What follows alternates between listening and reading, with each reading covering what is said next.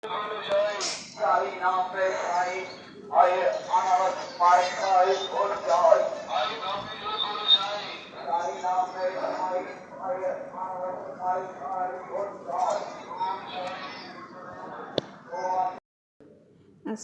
আলাইকুম, কেমন আছেন সবাই? আশা করি সবাই অনেক ভালো আছেন। এখন হলো বিকেলবেলা, একটু বাইরে যাব, কারণ ছেলেটা অনেক কান্নাকাটি করতেছিল বাইরে যাওয়ার জন্য। আমি একবারই যেতে চাইছিলাম না, তারপরে ওর জন্য বের হইতে হলো। কিন্তু দেখেন বাইরের কি অবস্থা, মনে হচ্ছে যে সন্ধ্যা হয়ে গেছে, মানে এত পরিমাণ মেঘ করছে আকাশে। এই যে দেখেন অন্ধকারে চারদিক ছেয়ে গেছে, এর মধ্যে কোথায় বা যাব। তারপরেও একটু বের হলাম, যেহেতু রেডি হয়েছি, অল্প কিছু দূর গিয়ে ওকে মানে আসার জন্য। এই যে দেখেন মেঘ করে আসছে, এজন্য আর বেশি দূর যাওয়া সম্ভব হলো না, যদি বৃষ্টি নেমে বসে।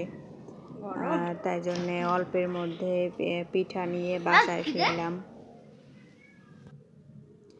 এখন আমরা মা ছেলে পিঠা খাবো। আসার সময় পিঠা নিয়ে আসছি।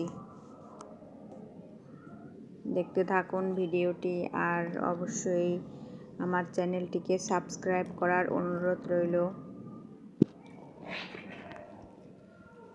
আর ভিডিওটি যদি ভালো লাগে অবশ্যই আমার ভিডিওতে লাইক করবেন, আর ভুল ত্রুটি হলে ক্ষমার চোখে দেখবেন। এখন হলো একটু রান্না করতে হবে, তাই জন্য আমি আসছি। এদিকে আমার ফোন বাজতেছে, আমি এখানে মুরগির মাংস ফ্রিজ থেকে বের করে নিয়েছি। আর এখন মাংস ভিজতে থাকুক, এ পাশে আমি ভাত বসানোর জন্য এই যে চাল ধুয়ে নেব। এখন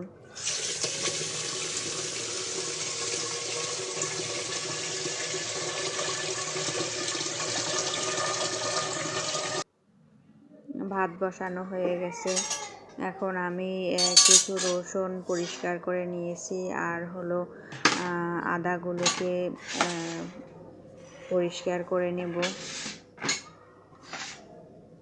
কিন্তু ভাবলাম যে তার আগে পটল ভাজি করব, সেজন্য পটলগুলোকে আগে ছিলিয়ে নিতেছি, খোসা ছাড়িয়ে নিতেছি পটলগুলোর। এদিকে কারেন্ট চলে গেছে। এক তো কারেন্ট চলে গেছে, তার মধ্যে আবার ছেলেটা কান্নাকাটি শুরু হয়েছে ওর পাপার জন্য। ও আসলে ওর পাপার এতটাই ভক্ত হয়েছে যে ওর পাপাকে ছাড়া ও এক মুহূর্ত থাকতে পারে না। ওর পাপা হলো আজকে সকালেই অফিসে গেছে, আর এখন পর্যন্ত বাসায় আসে নাই। সারাদিনই আজকে অনেক ব্যস্ত, যেহেতু অফিসে মিটিং আছে সেজন্য। আর এই তো মানে আমার খুবই কষ্ট হচ্ছিল যে ও তো কান্নাকাটি করতেছে, এর মধ্যে আবার কারেন্ট নাই।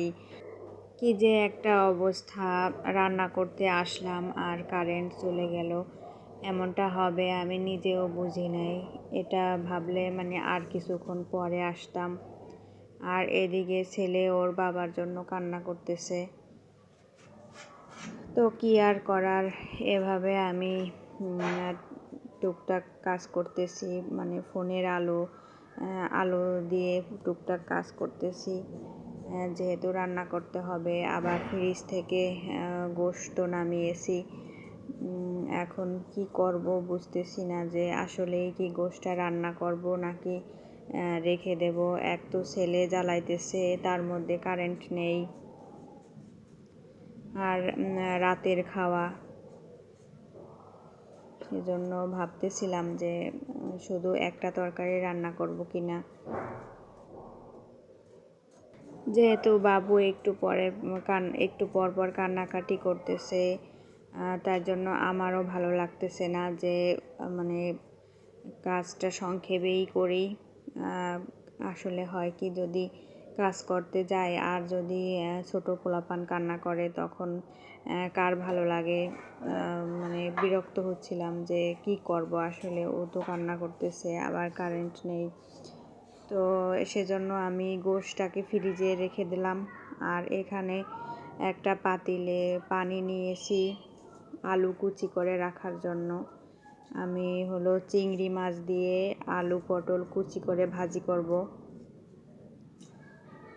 তো সেজন্য আমি আলুগুলোকে কুচি করে পানির মধ্যে রাখতেছি, যেহেতু আলুতে কষ থাকে।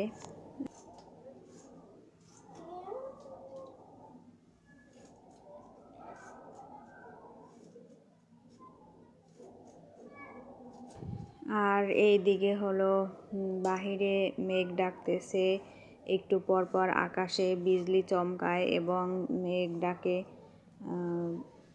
কারেন্টও আসতেছিল না। তো সেজন্য অবশেষে সিদ্ধান্ত নিলাম যে একটা তরকারি রান্না করব, যেহেতু রাতের খাওয়া বেশি ঝামেলা করব না, আর আগের তরকারি আছে।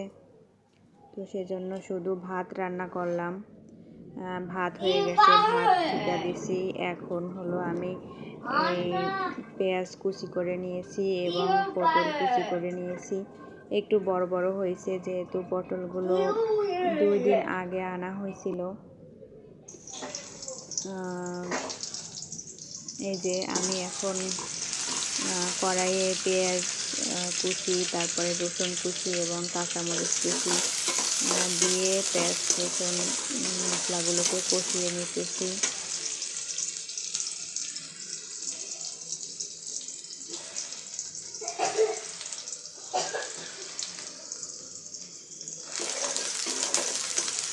যারা এখনও ভিডিওটি দেখতেছেন সবাইকে আমার তরফ থেকে ধন্যবাদ এবং আন্তরিক শুভেচ্ছা জানাচ্ছি।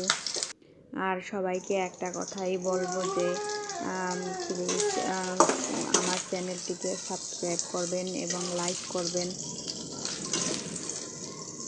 এখানে আমি চিংড়ি মাছ দিয়ে কষিয়ে নিতেছি, পানি দিয়ে দিলাম। চিংড়ি মাছ কষানো হয়ে গেছে, এখন পানি দিয়েছি। পানি দিয়ে তারপরে এর মধ্যে পানিটা গরম হলে আমি হলুদের গুঁড়া দিয়ে দেব। মরিচের গুঁড়ো দেব না, যেহেতু আমি কাঁচা মরিচ দিয়েছি, তাই জন্য আমি আর এখানে কোনো মরিচের গুঁড়ো অ্যাড করলাম না, শুধুমাত্র হলুদের গুঁড়ো দিয়ে দিয়েছি। এখন আমি এগুলোকে ভালোভাবে কষিয়ে নেব।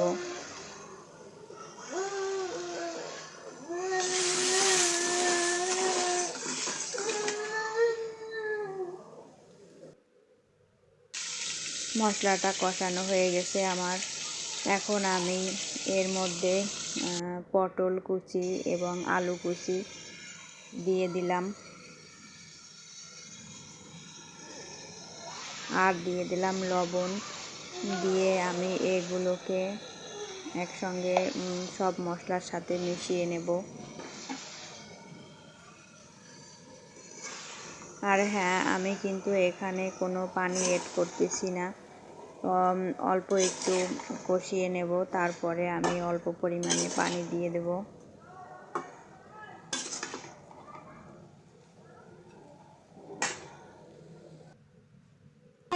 কষানো হয়ে গেছে আমার, দেখুন কতটা পানি বের হয়েছে। পটল এমন একটা সবজি, মানে কিছুটা ওই যে ঝিঙ্গে ঝিঙ্গুলের মতো, মানে পানি বের হয় অনেকটাই সবজিটা থেকে। এখন আমি এটাকে ঢেকে দিলাম। ঢেকে দিয়ে কিছুক্ষণ রান্না করব।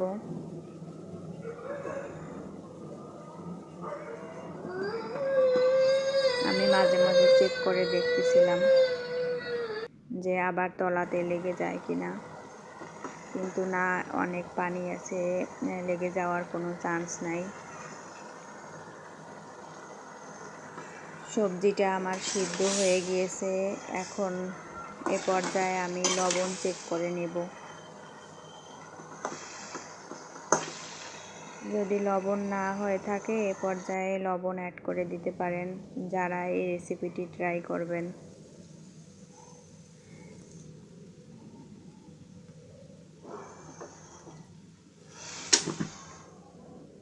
হয়ে গিয়েছে আমার পটল ভাজি, আলু দিয়ে চিংড়ি মাছ দিয়ে পটল ভাজি খাওয়ার জন্য এখন একদম রেডি।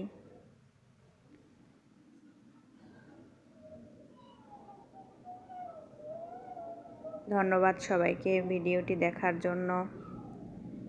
সবাই ভালো থাকবেন, আমার জন্য দোয়া করবেন যাতে করে আপনাদেরকে পরবর্তীতে ভালো ভালো ভিডিও উপহার দিতে পারি।